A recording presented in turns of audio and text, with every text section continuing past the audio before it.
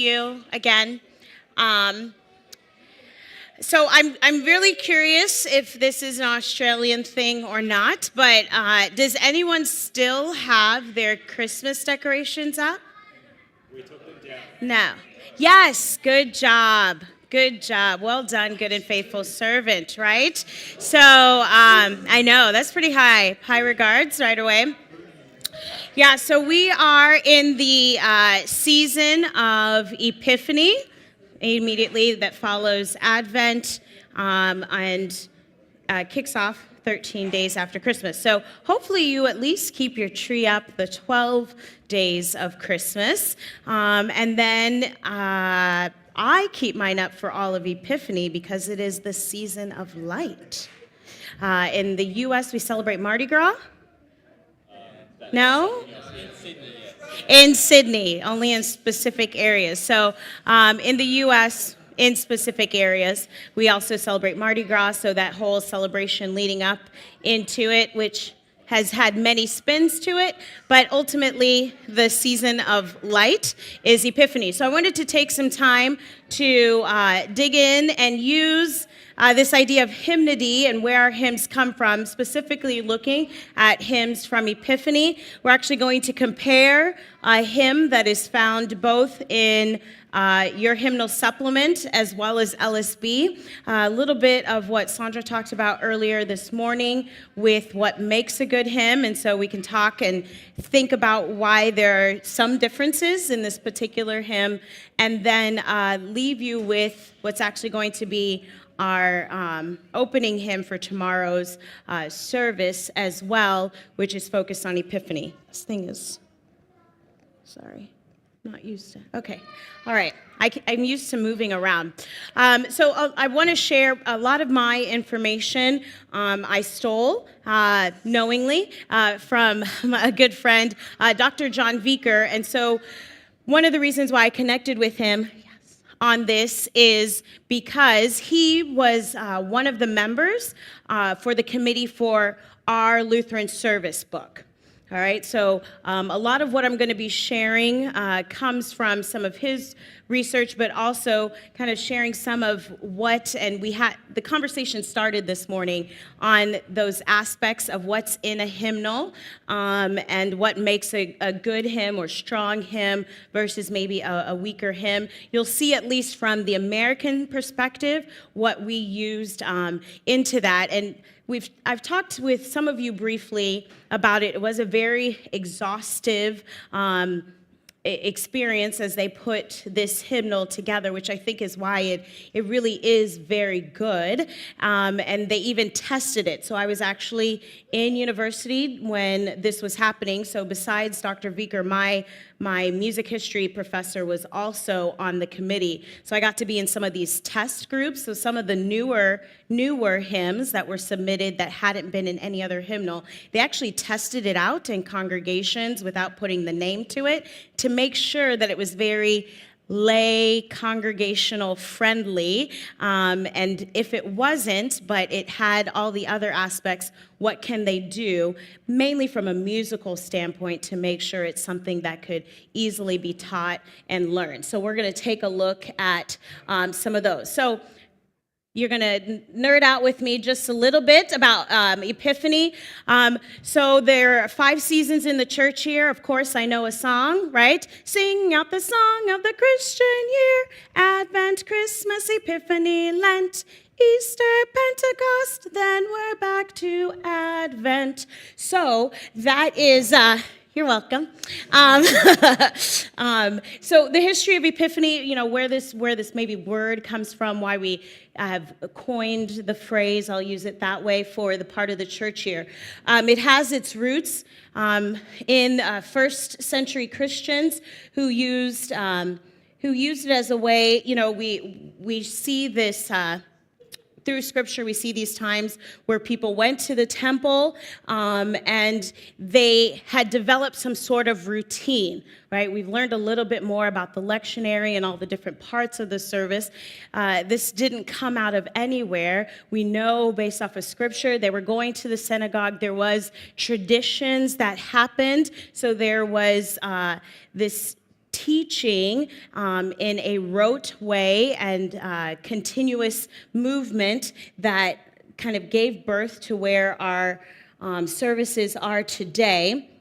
But then, this was happening even first century, but then we have Jesus' death and resurrection, and it's one of those things that became kind of the full stop of like, this is a key thing that has happened in the life of the church. We need to mark it, right? And so that kind of became the center point of what we now know as the Christian church year. And so everything else, both that happens before and after Christ's death and resurrection, is all building up to that moment. And so obviously, if we're going to use Christ's death and resurrection as this anchor, we have to begin with celebrating his birth, right? So we have what we now call, Good Friday.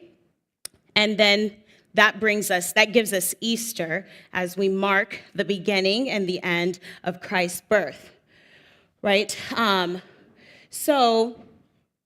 did I say readings for Lent? This should be readings for Epiphany, sorry, jumping all over. But as we look at the season of Epiphany, it marks, so we're continuing the journey of Christ's life from Christmas there. We start with the Magi going to visit Jesus as a child, not as a baby. And there are people who feel strongly about that. Not as a baby, so I will say that. But they show up on everybody's nativity scenes, I know. So they come there. We have his baptism, his first miracle, and then we have everything that's shared with us between the four Gospels, including Transfiguration. All right, so now that we have kind of the basis of it, let's take a look at hymns. So hymns have a lot of information. I don't know if you realize that. Your hymnal does not have a lot of information, but in our hymnal, it has a lot of information listed. We're going to take a look so you can actually see all the information that's there.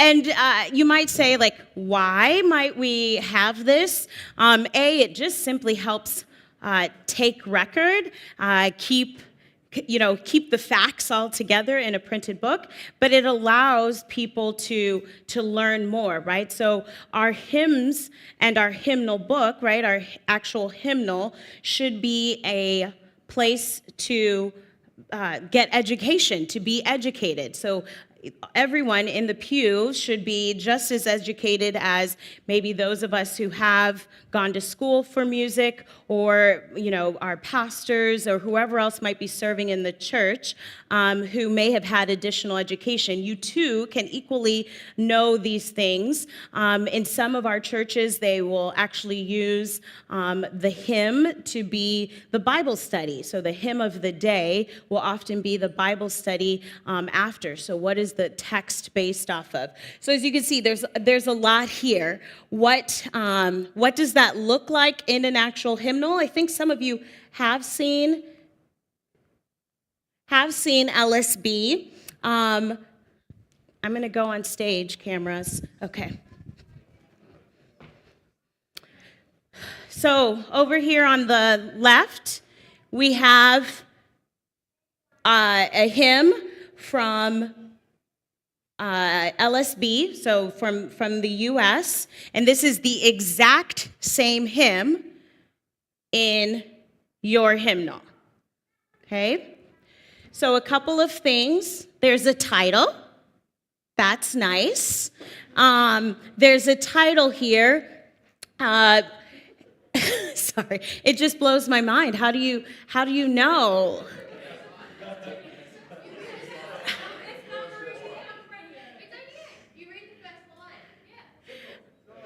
Okay.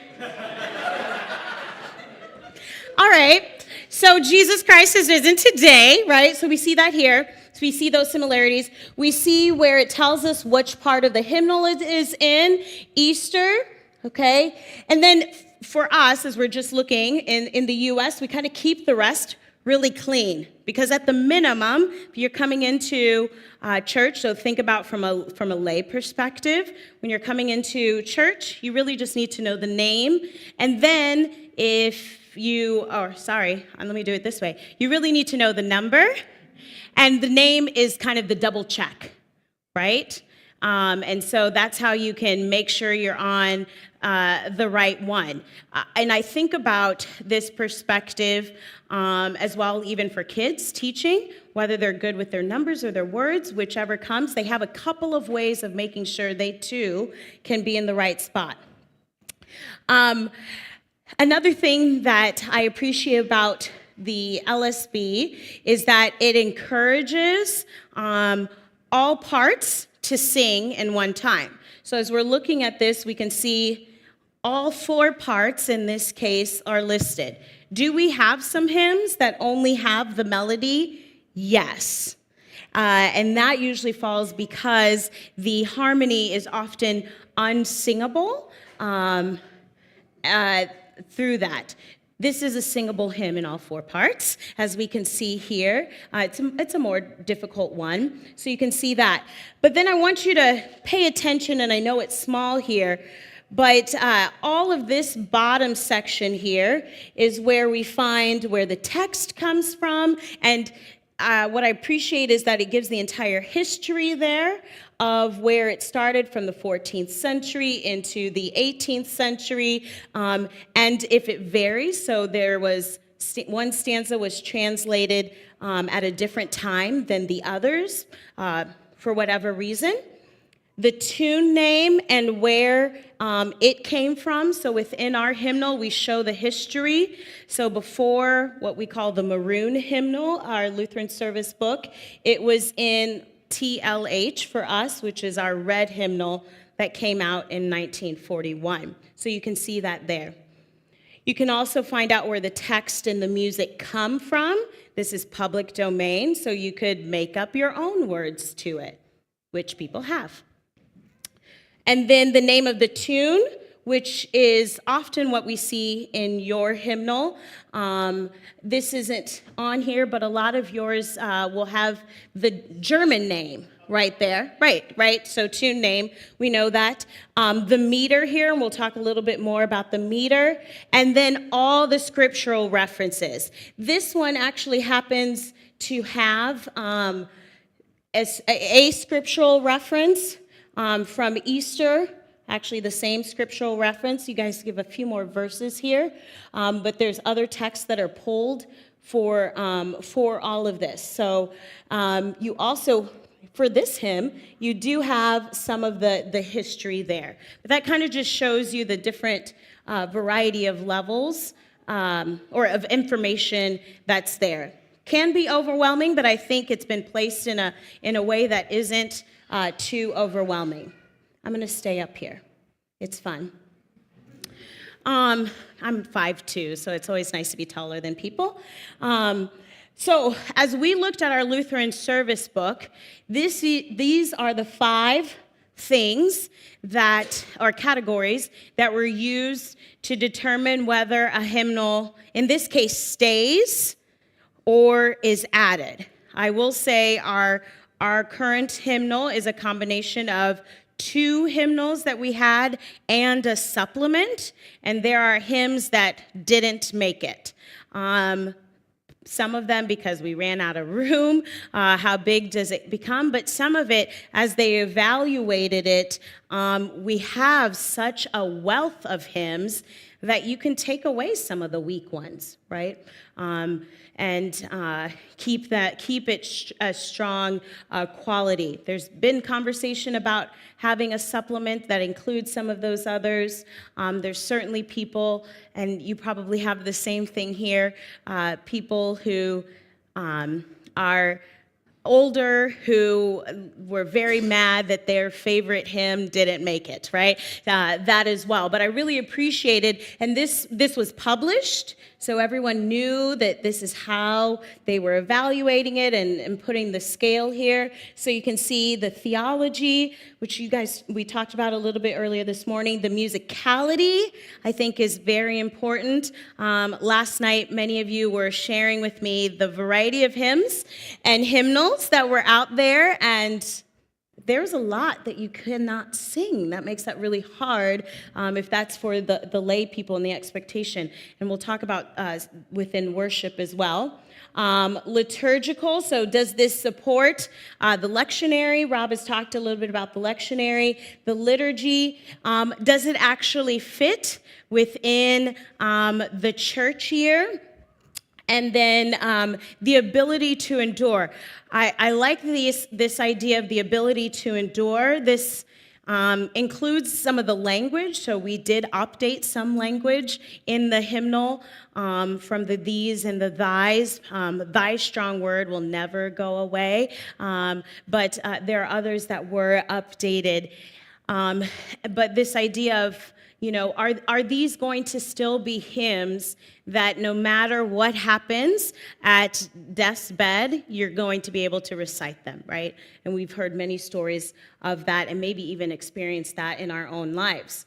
The pastoral, so the use of the catechism, the supportive of individual piety and topics related to faith's journey.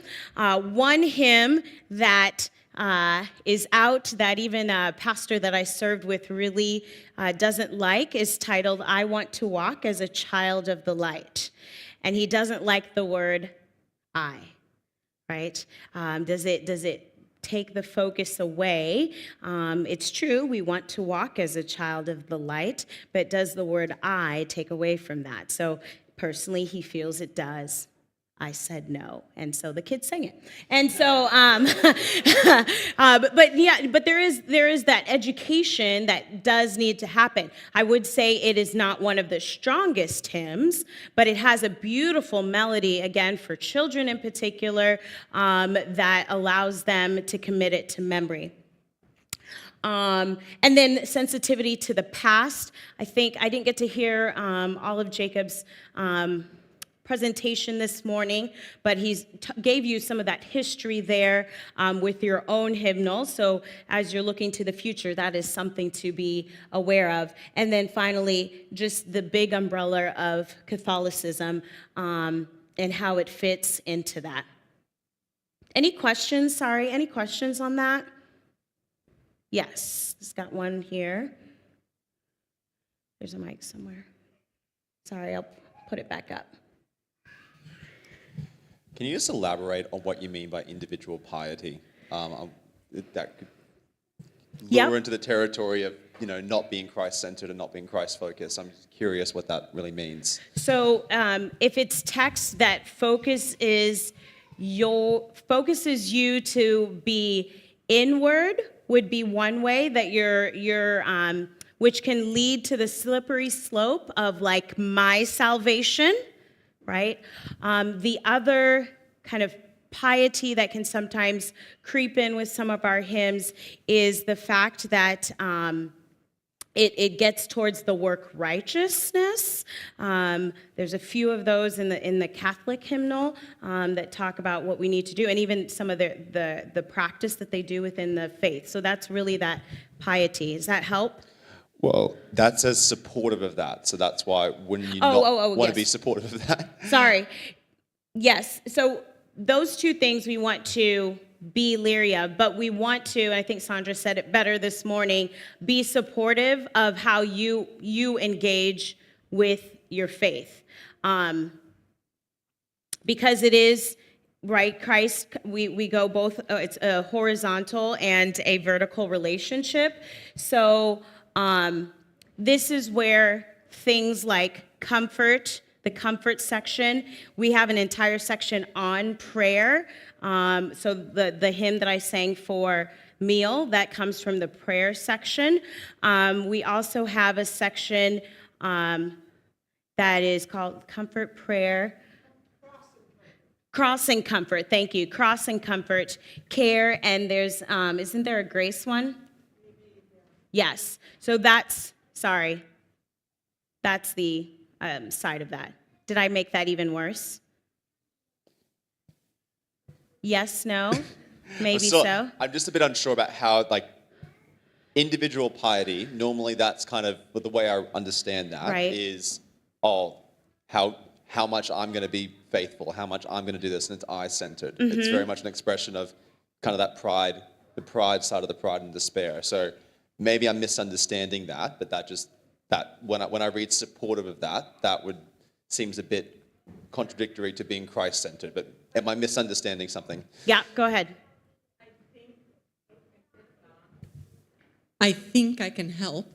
The difference between pietism, like looking to your own works and your own pious ability to be a really good Christian, versus piety. There's a really cool book about the joy of Christian piety over there by Pastor Will Whedon on the table.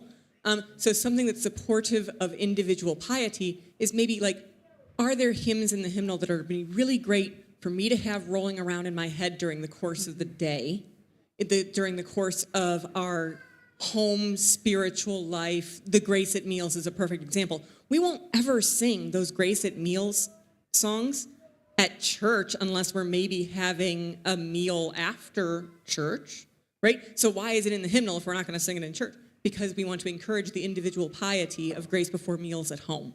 Yeah, right? That would be right. my interpretation Right. of that for what it's worth. Yeah, so that piety, and they align it with the faith journey. It is kind of the individual journey, and also sets you up for the individual practices that you develop within your devotional life. Yes.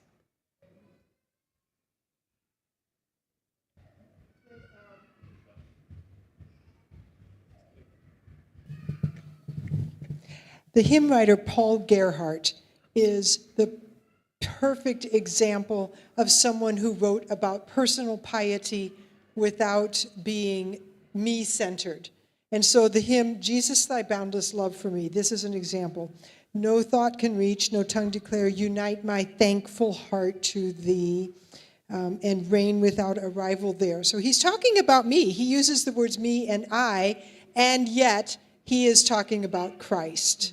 So look up, if you grab an LSB, I haven't looked in your hymnal, you maybe have some Paul Gerhardt too, but I think he is the best example of He's a great personal example. piety. Mm-hmm. Got up here. And I didn't explain it well the first time, so thank you. I apologize. Yeah, I'm just wondering, how do you balance the Catholicity of space, like world hymnody, with the need for like locally relevant hymns, like for in the LCMS context, hymns written by Americans with American expressions of, you know, the ways of thinking and that sort of thing in mind? How do you balance that with the need for like to sing similar things that we sing and that the Germans sing, etc.? Yeah, it's not a perfect balance, I think, and I would say in the Lutheran service book, so in our hymnal, there is a lot, especially that's aligned, and we'll take a look at a hymn and look at from its German translation all the way to where it is today here towards the end. So we've taken a lot of that. In LSB, one of the things that they tried to tackle is a lot of what Sandra's doing in the missionary work that we've done. We've been translating so many hymns, and in that seeing the depth and the wealth that it brings to other cultures, and that's where the weight comes. So I'll pick on this song from Australia. Jacob, remind me, the cicada song. Right? Last night there was you guys have a Christmas song with cicadas in it. If you don't know, it's in your hymnal. I promise it's there. You know, like that, although it might bring you great joy and you understand all the layout of it, that would not translate well, even though it's in the same language, to the U.S. But you take a hymn This is one of Kathleen's favorites, like Listen, God is Calling, which came from the African culture. One of the reasons why it worked well in translation is not only the text, but the manner in which it was performed, which is call and response. And we do that very, very well. So that's an example of how we kind of try and weigh that out. I would say in the future, I could see our hymnal having even more hymns. One thing that they did is some of the American hymns that we took out of other cultures, especially the Hispanic culture, we actually have the Spanish words in there as well. So that gives that opportunity for congregations that are heavy in that point to be able to sing it in their native language, which then they have to weigh the rhythm and everything with that as well. All right. Okay, we're going to keep going. Thank you, guys. Oh, I keep pointing in the wrong direction. Okay, so we're going to take a look at LSB 403. You don't need to open anything for this, but it's called O Savior of Our Fallen Race. A little bit about this hymn is it comes from the 5th and 6th centuries, so all of this information I only had to look on the page, which was really helpful. Their music is by, well, you can see everything there. I don't, and maybe either of you can talk about this, I don't ever understand sometimes where all of our tune names come from. They don't always necessarily make sense to me because a lot of times they're in a different language. Yes, a lot of them are German. Some of the tune names have come, some tune names get to come from the person who wrote the tune, which means like some of them, they named it out of their great-granddaughter who was in the room while they did it. So you're like, I don't know who Susie is, which is not a tune name, but an example of that. So there's some to that. Some of them actually are like an acronym for something. So I don't know what Putnam means, please don't ask, but that is the tune name. You can see the biblical references here. But then I wanted to show just an example of what it means for the diameter. So this hymn is formatted in in what we call an ABA layout with an alleluia at the end, so you can see an example of that. So it shows, and I wanted to show this more because it shows where the stress of syllables are. If you remember earlier when we talked about how notes, I can't remember the hymn that you referred to, where the word depth, from depths of woe, I cry to thee, right? And Sandra said depths in our hymnal, it is the lowest note to actually literally play on that word. And so this helps us align those words to fit that stress pattern, as well as align it up on the lines too. So there's a reason why there's sometimes only so many words or notes or measures per line from there. This was written by Ambrose of Milan. It's always kind of fascinating to learn a little bit more about some of our writers because it helps influence the language that they use in particular. There are lots of ways to speak about God's attributes, speak about our relationship to Him, etc. So doing this gives us a taste of where his writing was and what was influencing that person during their life. So born into a Christian family, he was declared the bishop. He actively opposed the Arian heresy. He was a preacher and hymn writer, and he set the style and focus for hymn writing for the next 1,000 years. So we have several hymnals that can be attributed to maybe to him in the sense of the style of this. So, "O Savior of a Fallen Race," very much. There's several other hymns that sound just like it. The tune is actually used in a couple of other hymns. All right, let's look at something that's in your hymnal. Oh, sorry, we're going to look at the text really quick. Oh, no. Because you don't have LSB. That's fine. Will you take out your supplement to 749? This is an Epiphany hymn. I'm curious if we have sang it before, or at least hopefully have heard about it. It's in your hymnal.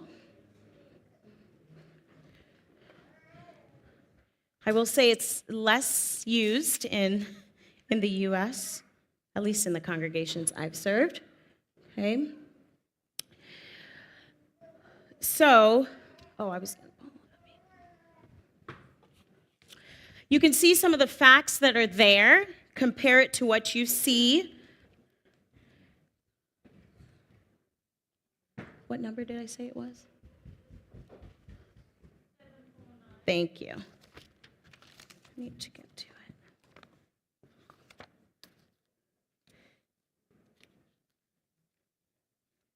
So just taking a look between the two from a context.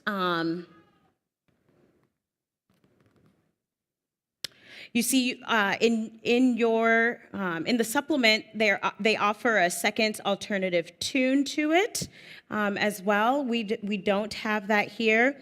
We do see that the music comes, where the music comes from, who has written it. If you look in the bottom right corner, you'll see some more about the text. And when it was translated, all of those things align. The scripture reference here, this is coming from the Wise Man's Journey. Pretty straightforward. All right.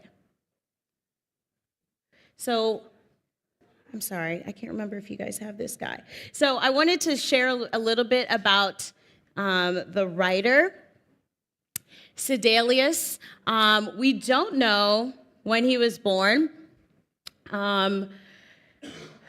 We don't really know much about him, actually. Sorry. But I'm going to tell you why he's so famous in just a second.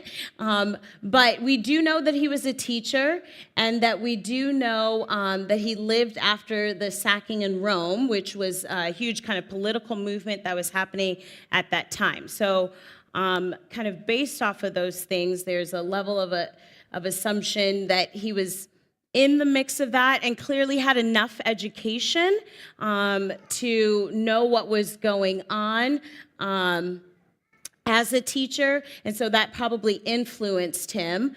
In fact, his poetry as an English teacher was used for over 1,200 years. There have been a few of his surviving pieces, but the reason why he made it into the hymnal or into the Lutheran circle is Martin Luther discovered some of his writing and kind of fell in love with him to the point that he helped translate some of his other writing outside of his hymns as well, and has used them as the basis for some of his writing. So I love being able to see some of the history of our hymns and the depth of it, because it adds, I think, a little more to, again, the reason why and the passion that comes behind hymn writing. A friend of mine right now is completing her doctorate in hymn writing, which I didn't even know was a thing till she started doing it. And just the nuances to not just put words onto a paper, but how do they convey, how do they translate to the listener, to the hearer, how we can say a lot of words, but can we actually write words that can make a melody that is singable, all of these kind of little things that play into it. So some of his work, as Luther took them, then was able to use them for some of the hymns that we have today. So as the first text, I actually just put stanza 1 here and wanted to take a minute to note. On the left-hand side, that is the text coming out of our American hymnal. And this would be, on the right-hand side, would be what you're looking at right now. So you see some slight differences, particularly in the first 2 lines, right? But there's not, I don't think, and you can, if you feel wrong or strongly opposite of this, nothing that really kind of takes away from one or the other. Why the 2 different translations? That's a great question. Often it may depend, for instance, in this case, it might have been some of the people that were on the committee for the supplement as they were taking a look at that. How does that flow in the Australian colloquial language? Will that, sometimes words can be a stumbling block, and so is that going to flow well? They line up, we know they line up with the notes, so your melody is exactly the same in both, so they're both able to be done. One thing that I do really like about the supplement is that first line. It kind of, I love how it alludes to the star, and actually, but really just focuses us on why the star is there, which was about Christ appearing, versus the star proclaiming the king, if that makes sense. Does anybody have any thoughts? You like one way or the other? You like mine? Okay, thanks. I did it all by myself. Yeah. Says the American, right? Yeah. Yeah? Yeah, I do like that. Mm-hmm. What? Sure. Let's do it. Yeah.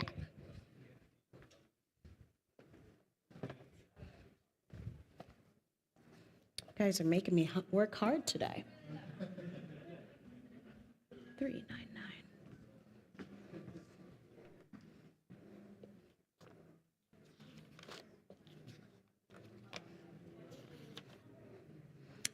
Here is the LSB version.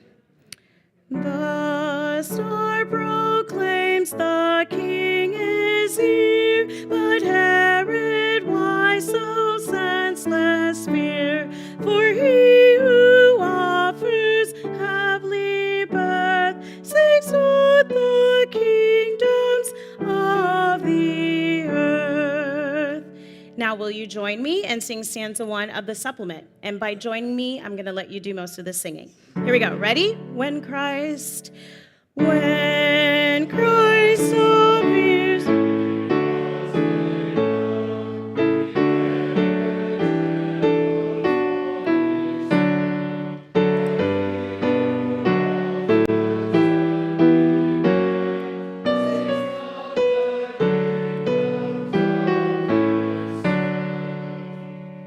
Did that change anybody's mind? Some of us are indifferent. And it's okay to be indifferent. I don't think there's, again, I think in this case in particular, there's nothing overtly wrong. I don't want to say one is better or worse than another.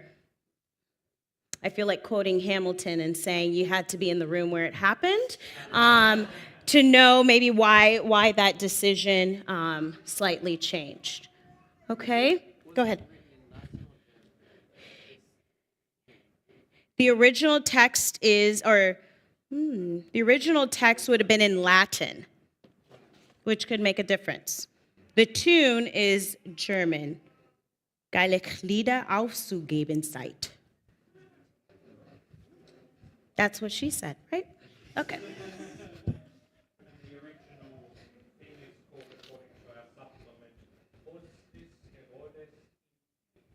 Yeah.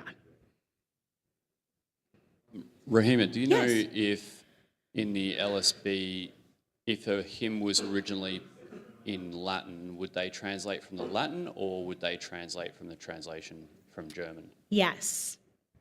I mean, the short answer is yes. Often,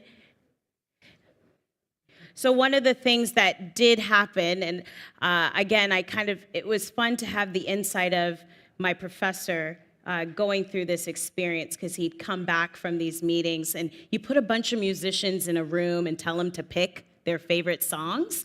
And he would just go off on this tirade before even getting to the lecture, if he did at all.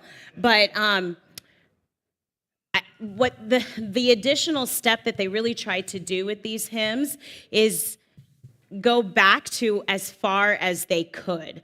So there are some of the hymns where they realized we translated it from the Latin. There was actually a German translation maybe we didn't even know about before we got to this. So how do we compare and contrast between those two? Some they left, others, yeah, they did. So the answer is yes to that, which is helpful but not helpful. But again, I'll use one example of not listen, God is calling, but I want to walk. The hymn will come to me, the hymn will come to me. Amefufuka. Christ has arisen. Sorry, I had to remember it in Swahili. So another African hymn, for instance. They knew they wanted to translate it. They had heard translations, but they literally wanted to double check. And I had to call my uncle who knows people and say, do you know this guy? And my professor flew to Africa to meet with these random people on the side of a hill and make sure the translation was correct. So they went, true story. And so they really did go to that extent, because both when you're translating from the German and the Latin, especially the timing, but then if you're translating a hymn that we consider newer, which would be in the last 30 years, the problem can often be not only what gets lost in translation, but literally the copies that get lost in translation, so the actual physical paperwork that was there or not there. So some of our hymns were just found and then translated from there. All right. Oh, morning. So if your kids were in here, they'd be like, I know that song. You're going to get to, I'm not going to spoil it because you'll get to hear them sing it. But this is the point where if my handout can be handed out, that'd be awesome. So we're going to take a look at this text from its actual original translation all the way through. But O Morning Star is, in the U.S., probably the quintessential Epiphany hymn. And so you're receiving a handout right now. Text and music is from Philip Nicolai. He's done several of the hymns within our hymnal. The tune, Wie schönen Lucht hat. Bible references are there, the meter. And then there is an alternative. Did I say that right? I'm not German. I stand corrected. Thank you. I love it. My grandmother actually spoke fluent German, and she didn't teach it to me. So I love it. Thank you for correcting me. I'm using all of my music diction to pronounce it from school. All right. So let's take a look at the text. So you're going to read from left to right. And if there's one more, could I have it? Oh, I can pull up I can't pull up my computer. But take a minute. I'm going to look at his right hand. Thanks. So you'll see on the far left-hand side, all the German. Take some time and read it. I know you can read it all. But then I really like just kind of seeing this progression, because just looking at from the original text on the left-hand side, you see that there's 3 stanzas that were ultimately changed into 3 stanzas, but in our hymnal have only become 2. There are more stanzas here, but I wanted us to give you an example, and you'll actually receive the text for the whole hymn when we send out all the presentations. So you can see in our current adaptation how we, actually I love the original adaptation. I feel like, and we know there's one German-ish person in the room. So I love looking at stanza 3. You bright jasper and ruby, pour the flames of your love deep into my heart. I don't know if I would sing that today, but seeing the translation of the come heavenly, and our translation too really comes from both the Biley 2 and 3. So you can see how we kind of condense that. Stanza 1 in particular really has not changed. It has remained pretty consistent. We've updated the language, particularly from lovingly, fondly to lowly, holy. Okay. What do we think about it? You what? Yeah, that's a great question. Why lowly?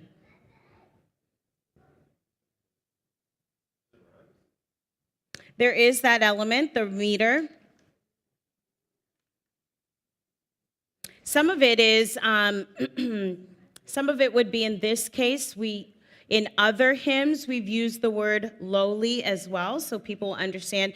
Like if I just say the word lowly, and I did it today with the kids, and I said, hey, do you know what lowly means? And they were like, no. Right?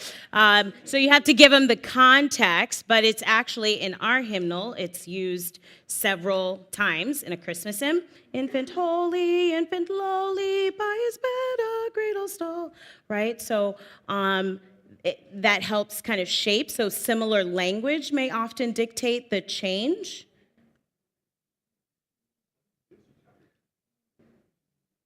Yeah. I think about jasper and ruby. I don't even know what jasper is, right? So you look at some of that language. So was the Biley adapted one, is that for him itself as well? Was that translated for him originally? What do you mean? As in, was it translated for him or was it just translated just for the text? Just for the text. I don't think it was set to anything. If it was, I've never seen. The tune that we currently do is the only one that I'm aware of. Sorry. 395. Let me double check that though.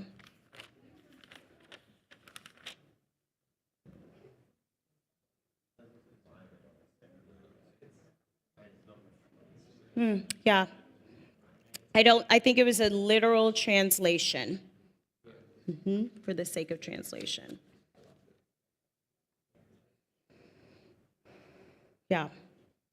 And so I'll just point out the reason why I can do that is just by going into my hymnal.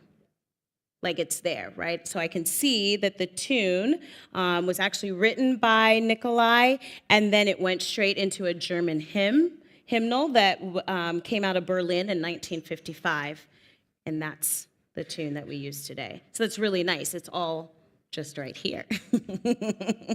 Yeah. Any other thoughts or questions on this? Yes. We're just noticing between the two English translations, like a little caption at the top of the page says, "A sacred bridal song with a faithful soul concerning Jesus Christ, its heavenly bridegroom." And that bridal sort of romantic language comes through a lot more strongly in Biley's adaptation. You see words such as, "My king and my bridegroom possess my heart," words like such beautiful and little flower. It's very much, it's very strong, more language, whereas the other LSB, it's more perhaps generalized, Right. I would say, and see the biblical references here with Biley's, pulling from Song of Songs and other places. It's quite a very poetic and quite I heard you guys say. lovely compared to sort of maybe Ellis, which is a bit more communal singing orientated. Exactly, and that's going to be, and think about the romantic period. We just don't use, we haven't used, we do use the word bridegroom within the church as well, but thinking about that entire congregation, or I think about Pastor Pfeiffer's hymn sermon today, as he talked about, like, what if someone else is hearing the hymn and you use some of that kind of romantic language, how is that going to come across? There's a very cool thing about the visual of this hymn. So if you take the LSB verse 1 and then go down several phrases, lowly, holy is actually two phrases. Lowly, holy. If you put holy on a second line and then you do center justification, the verse actually looks like a goblet.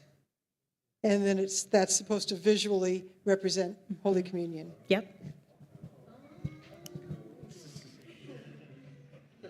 Always pointing you back to Jesus, guys. Always pointing you back.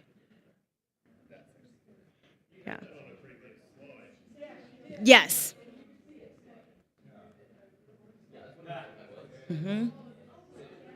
That's the stress. That is the numeric meter, the 887-887-4448. That is what that looks like. Thank you. I forgot to point that out. That 4 is 2, 2. Right.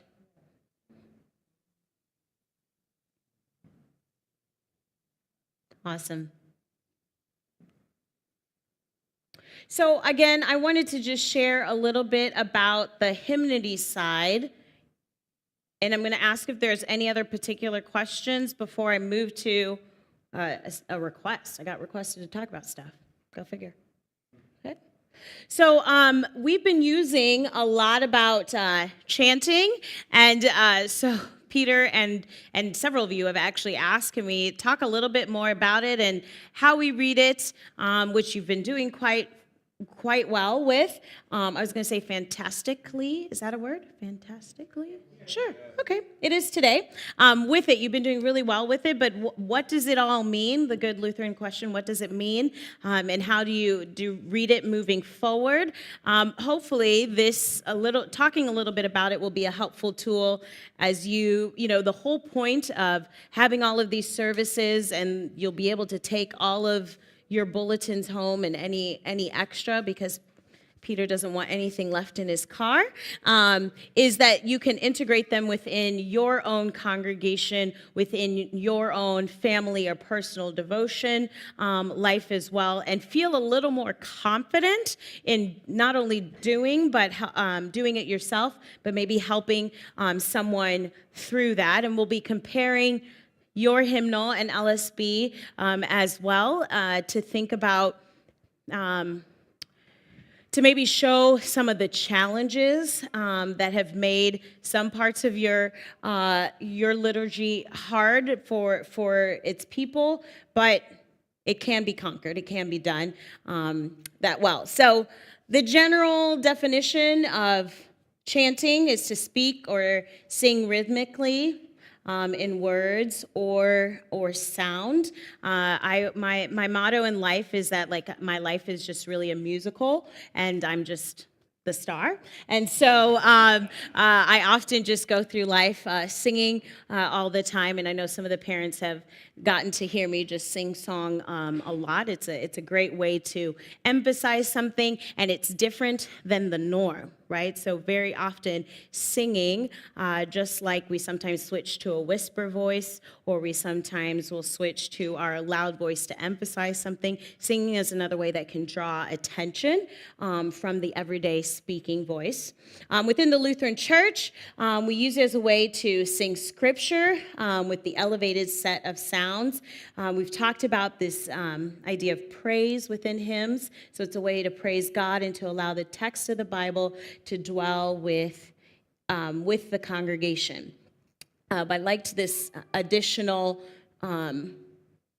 explanation here. So on the whole, chanting aims to allow the text of Scripture to literally be elevated or lifted up on elevated sets of sounds. So there's a reason why there's particular sounds that are set to speech-driven. We want the Scriptures to dwell with us richly, and we want to sing God's words as part of our response of praise. And we've talked a lot about the praise language, responsive praise, responsive lament, but really we use it towards praise, and that includes even during Holy Week, where it may be words of lament, but it is to praise God through that.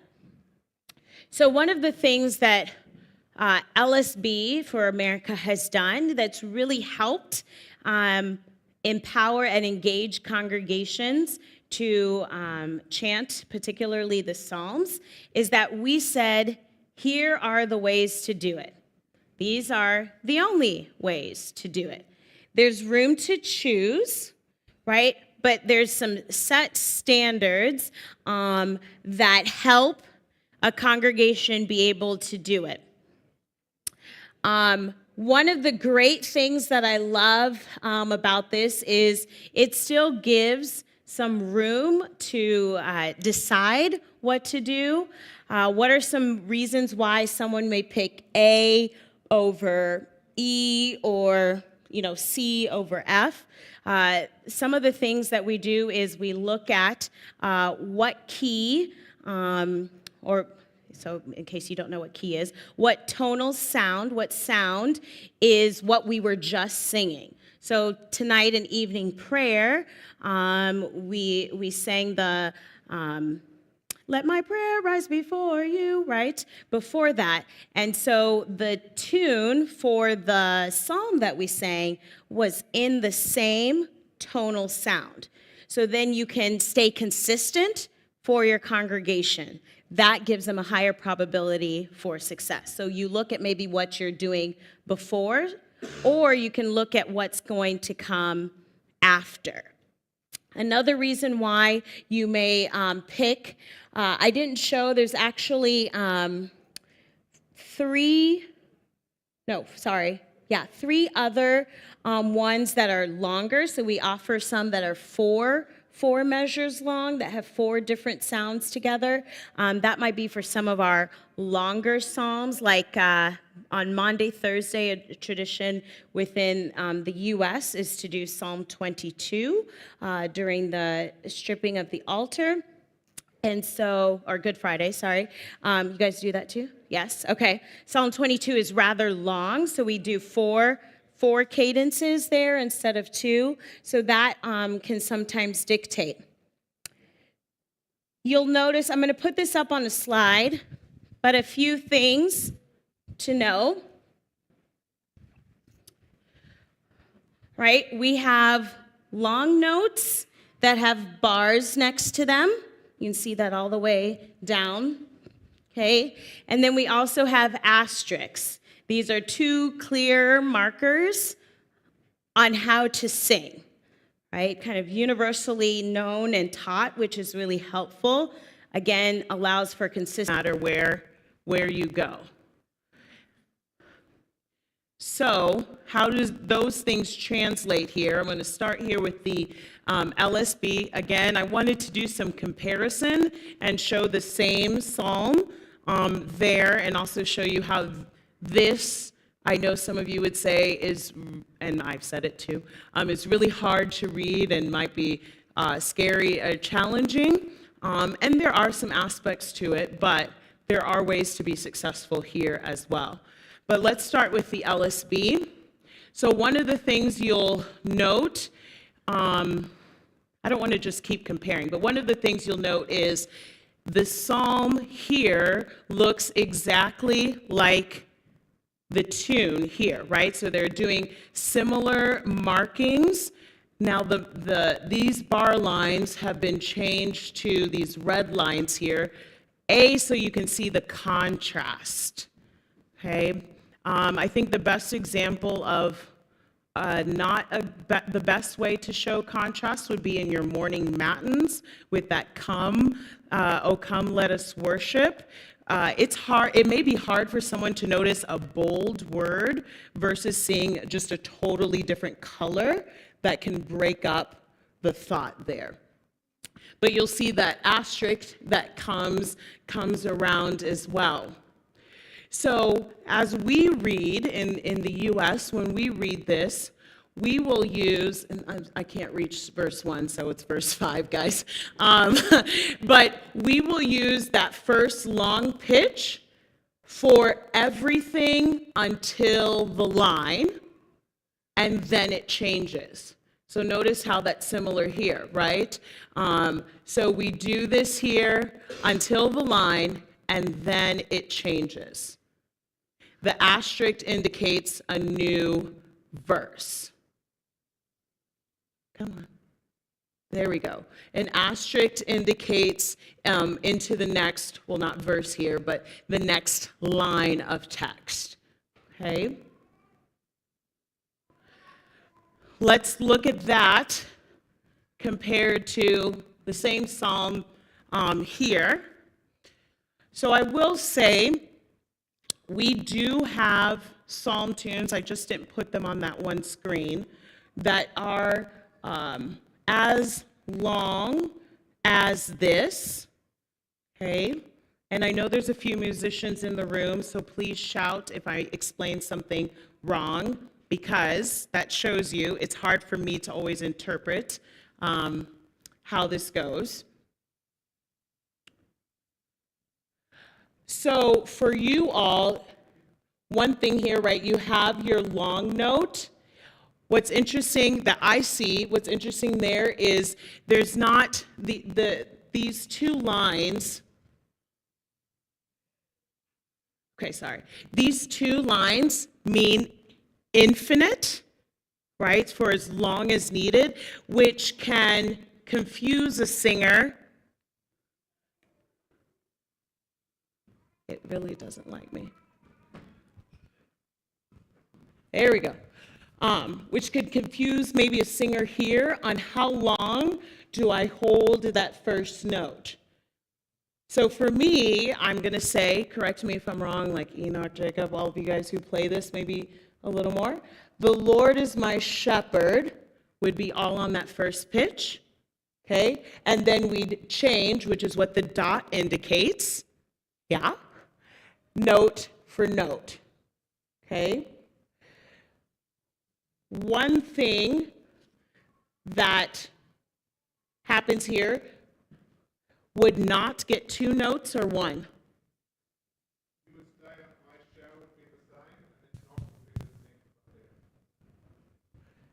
The B?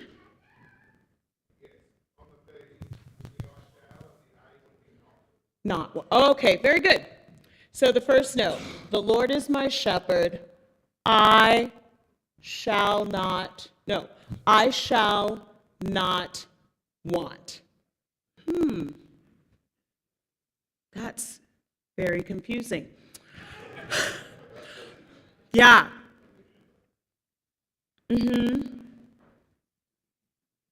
We do confuse people, and by we, I mean y'all.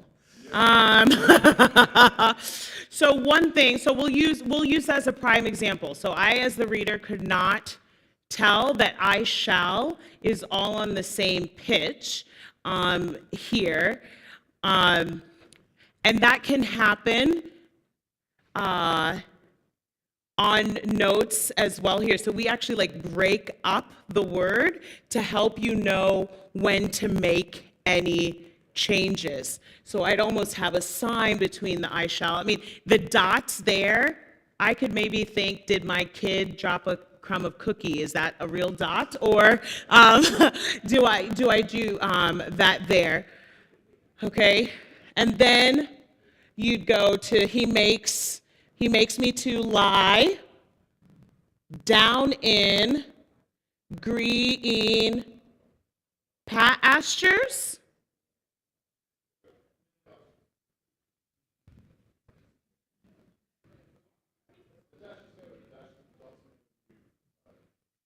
The dashes mean what?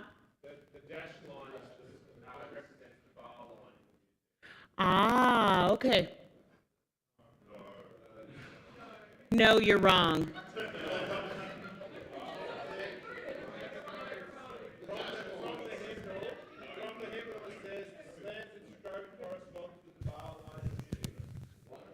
This is going to be really hard to explain, but I'll give it a go.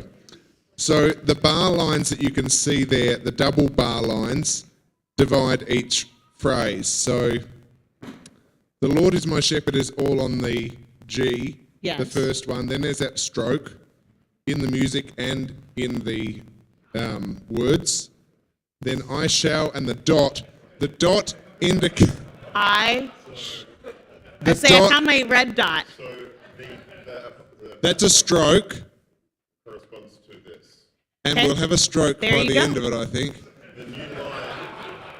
The- So the stroke Right. indicates Oh, yeah, in that that, makes but the sense. dot indicates that you stay on a note and then change within that bar line. So see, there's the two notes. That means until the dot, you go down, like you stay on the note at the dot. Okay, I believe you because you read it and it makes sense for the first line. Give me the second line. So you want that he makes me lie down. He makes me to lie. He makes me to. How does this one work? Okay. Yeah, that's the question. How does that one work?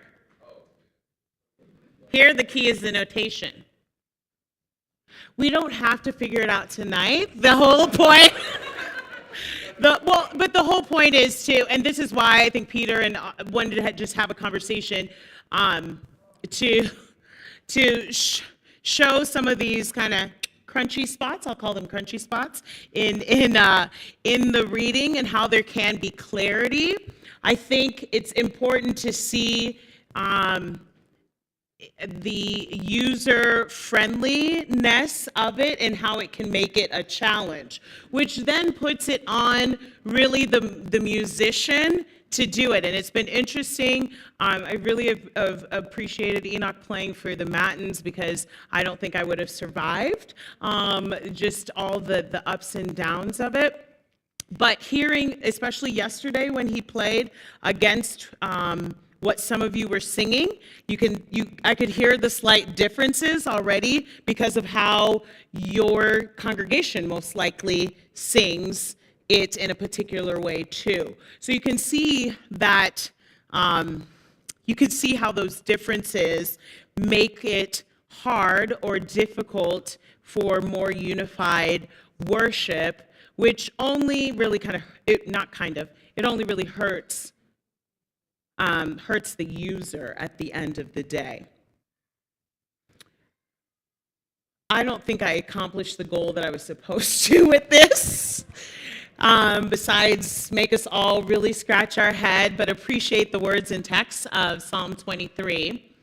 I think my next slide points out some of the things that I said. So here, so maybe I'll leave it with this and we can have some conversation too. Here are some things that, at least in America, with our hymnal, that we thought in order to make people successful through their psalms. This is, again, not to say that there are many great psalms and the way they're written, which is interesting. You have within the supplement and the black hymnal, there are different. Well, the black hymnal actually doesn't have many of the psalms until the back, I believe. But you do it differently in different places, so there's some inconsistencies, but in some places it's great, and in some places it's challenging, so that unification. So this is just kind of a little library, at least from our perspective, that have helped our congregations be successful. And I will say this, congregations who are successful can be successful even without pastors who can't sing or think they can't sing, because that's a thing. But we do have, so at my congregation, which is a fairly large congregation, we have about 700 to 800 people on a Sunday. I know, I'm sorry. We have 70 to 80 people on a Sunday. just kidding. I'm just kidding. I'm just kidding. But one of the things, none of our pastors, and we have 3, none of our pastors can sing at all. And one of them I've just said, please, no. He tries. He can maybe do the invocation on a pitch. It might not be the pitch we give him, but it's a pitch. And some of that, I'll say it this way, some of that is on our seminaries too, and how they teach, and they're working on that as well, to just give the opportunity to do that, because it is such a key part of it. But some of the ways that we bypass it at our church is our musician will lead that. That's why I know all the parts of the service, because sometimes that is me, or our organist is a male, and so having that male voice in that pitch also adds, I think, to worship as well. So between the two of us, we do it.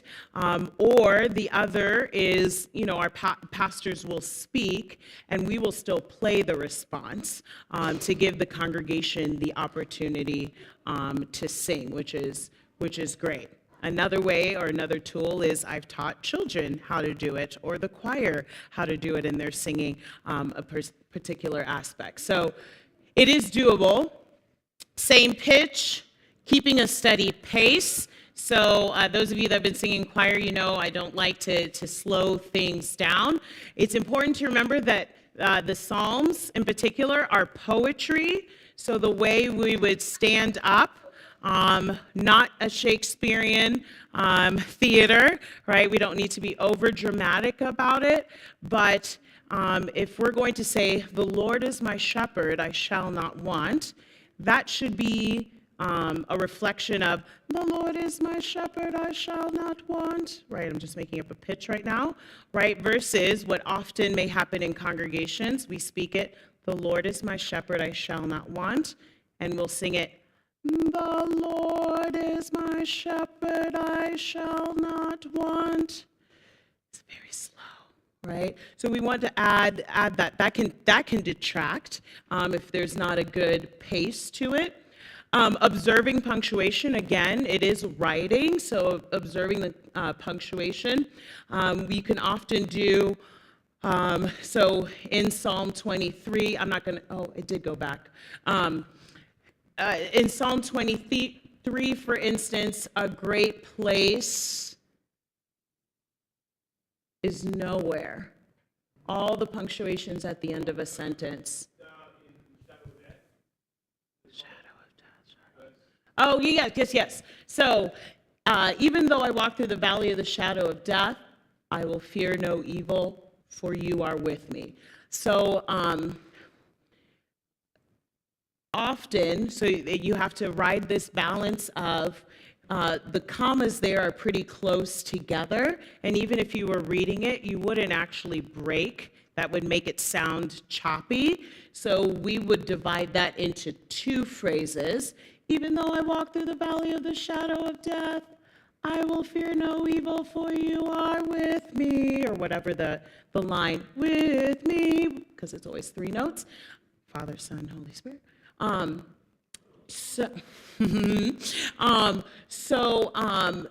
We would break it there. So there might be some times where you decide not to, especially if you're in a choir setting where you're leading. You want to make sure the congregation keeps moving along. And then obviously if it's a punctuation at the end here, and for Psalm 23, they always mean you're shifting anyways to a new line. That is when you would do it. Short phrase, syllable per note, unless under, so verse 6. So sometimes you need to break the word up, so we will indicate that. And again, if there's only one note or only one word, it still, it still gets all of the notes. And I shall dwell in the house of the Lord forever. It still gets all 3 notes. We don't smush them into one or anything like that. But that gives us that clear break. Okay? Is shmush a word? Ooh, oh, great. I should say a word in Australia. Okay. We talked about the red line. We talked about the new tone. You probably don't have your ad sextum, but when you take a look at it, if you look even at the invocation, so we talked about those infinity lines that could happen to a note. Sometimes you might see two solid black notes together, right, versus just seeing a single one. So in the name of the Father, right? So if I see that, I'm going to hold it a little bit longer. It's usually to stress syllabical stresses for the word versus just saying a single note. So you might see that. I should have told you guys to pull out your ad sextum if you have it. You can see that in the opening versicles. Make haste, O God, to deliver me. Make haste to help me. Oh, to one Lord. All right. And then we talked about the sustained pitch, which is those lines on this side. Whew. That's a lot, guys. Questions, comments, snide remarks. I love them. Oh, go ahead, sir. No? Okay. The answer is no, whatever it was. All right. Yes, got one up here.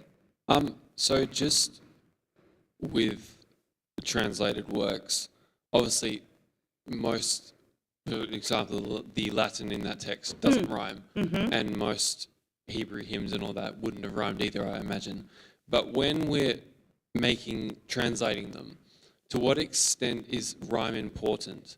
And why do we change a hymn to put it to music, to change it so it's rhyming, but it's not technically the original hymn? Like the two versions of that hymn are not very similar to the Latin text at all. The first line is different, and it doesn't talk about Herod trembling in his throne. The throne word isn't even used at all. So to what extent should we do that? And are there circumstances where we should be adjusting the tune to fit with the original, like an exact translation? I wish there was one answer to that. So when I would go back to, in our case, I'd go back really far. I'd go back to those 5 characteristics that I shared, that picking key things that cannot be compromised is what should be the leading guide. I would say text is more important than notation. We can always change notes and rhythms.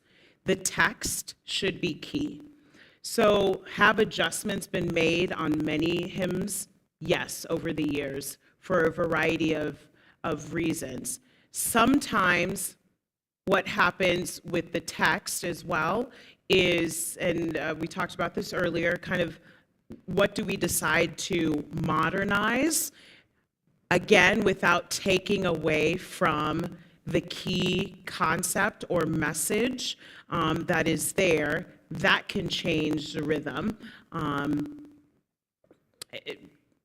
Very, very much so. And there's, some musicians would say there's room to do that, because when they were being written then, they thought these and thys would be the words, we would sing forlorn forever. But that's not the language of today. So it can be a slippery slope. You never want to do it in a room by yourself. You always want to have a check and balance system as well. Does that make sense? Yeah, text above all. It's always, think of it this way. It's always about the word. Going back to pastor's message, like everything is a sermon. So we can take away the tech, or we can take away notes, and the message should still be the same, right? Yeah. Great question. Any other questions?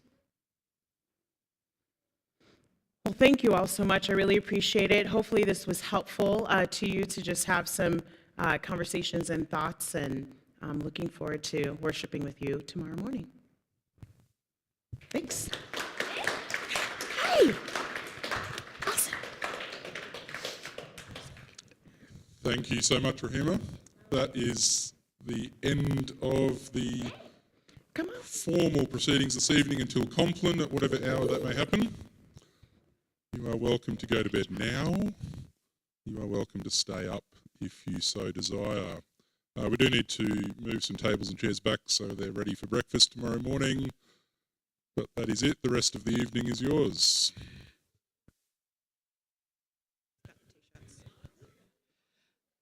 Just one more thing. Taz and I are bringing the machines and stuff out to do the shirts. We didn't get a chance to do them this afternoon. So if you want your shirts done, this is the last opportunity to do it because we can't do it tomorrow.